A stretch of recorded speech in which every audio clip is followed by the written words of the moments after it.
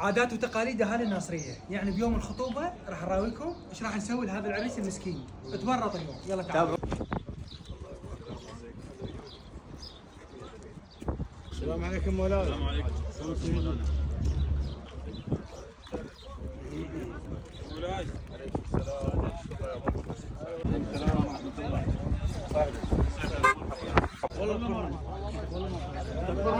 يا بس عوف العريس. عمي راسك ابيض. احمد. نبينا يوم نبينا ولقد كان لكم في رسول الله أسوة حسنة. النبي صلى الله عليه وآله لما أقدم على خطبة خديجة أم أخذ عمامة وخوالة وقرابة، صح ولا مو صح؟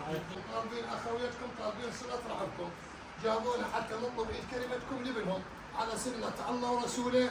نسأل الله عز وجل التوفيق للجميع بفضله وبفضل الصلاة على محمد وآل محمد. اللهم صل على محمد وآل محمد.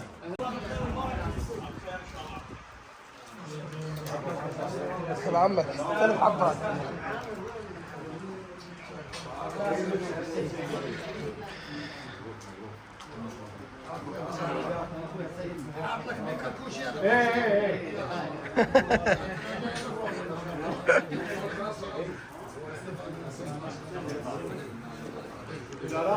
حتى السيد وين عصير؟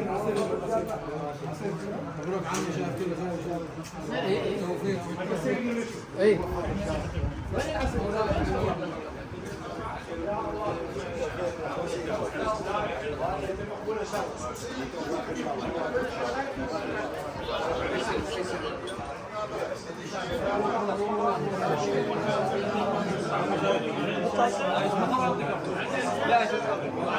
خلنا نكمل.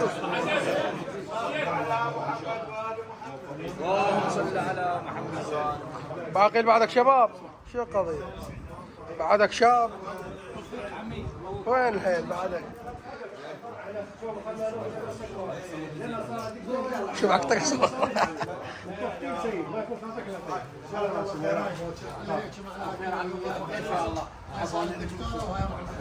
تعال.